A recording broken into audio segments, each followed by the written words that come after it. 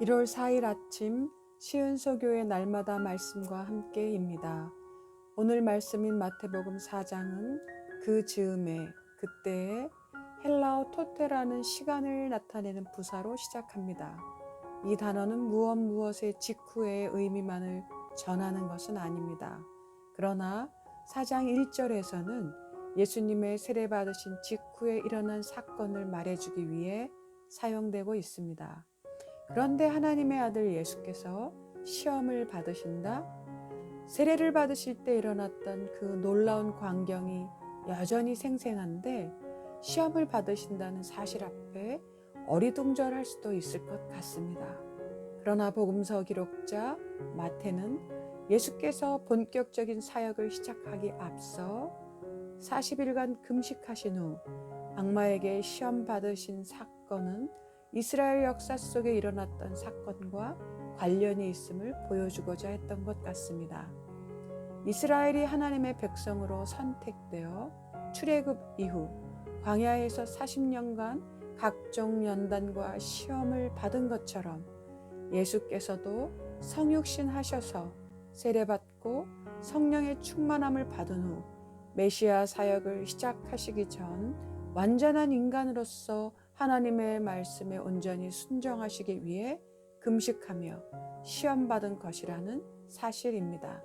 그것은 예수께서 악마의 유혹에 응대하실 때 이스라엘의 광야 생활을 압축해 기록하고 있는 신명기 6에서 8장의 말씀을 인용한 사실에서도 찾아볼 수 있습니다. 광야에서 금식하고 줄이신 예수께 악마는 내가 하나님의 아들이거든 이 돌들에게 빵이 되라 말하라고 시험합니다.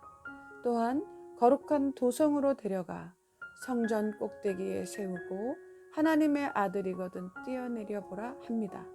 이어 예수를 매우 높은 산으로 데려가 세상 모든 나라와 그 영광을 보여주며 내가 나에게 엎드려서 절하면 이 모든 것을 내게 주겠다고 시험합니다.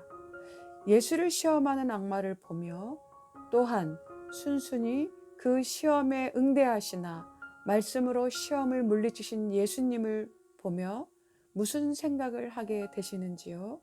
저는 주객 전도가 떠오릅니다. 한마디로 주제 파악을 하지 못하는 악마를 보게 됩니다.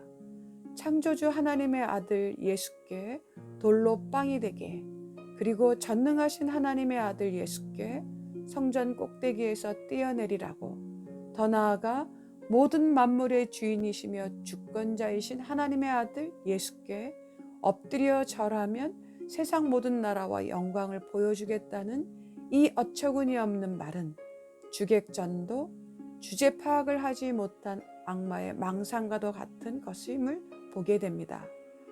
예수님은 하나님의 아들이십니다. 이미 그 모든 것의 주인이십니다. 그리고 예수님은 우리를 위해 말씀으로 그 모든 시험을 이기십니다. 그렇다면 우리에게 시선을 돌려보아야 할 것 같습니다. 우리는 누구입니까?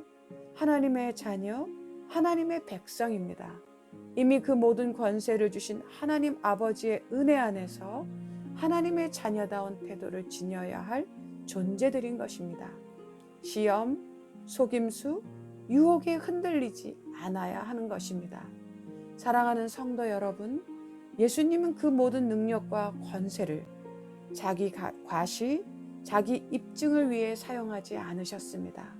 예수님은 자기 백성을 그들의 죄에서 구원하기 위해 오신 구원 역사를 이루기 위해 하나님의 뜻을 이루는 길을 가고 계십니다. 악마의 시험은 말씀을 왜곡하게 만들고 하나님의 뜻을 거스르게 합니다.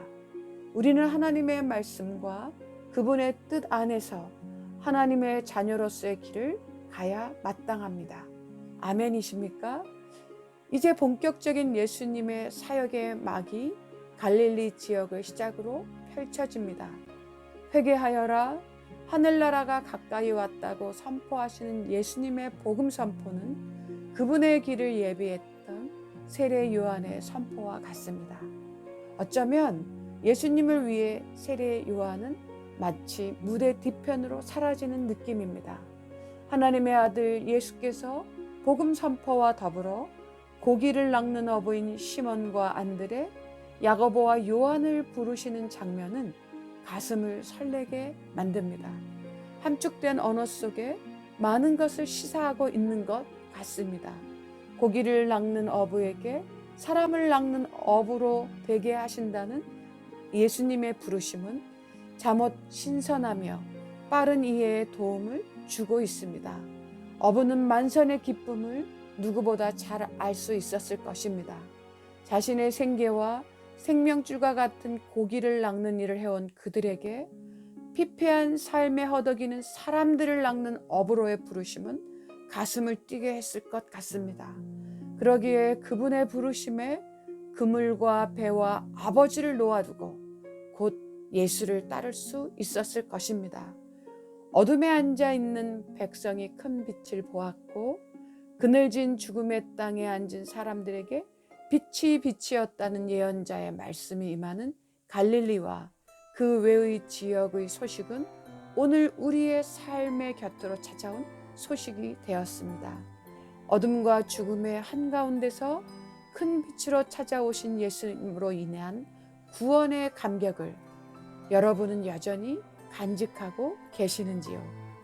오늘 우리 삶에 어떤 유혹이나 시험도 넉넉히 이겨내는 하나님의 자녀이자 어둠의 그늘이 벗겨지고 빛으로 오신 예수 그리스도의 은혜 안에 있는 구원받은 백성으로서의 삶을 살아내는 영적 강건함이 있기를 주님의 이름으로 축복합니다. 아멘.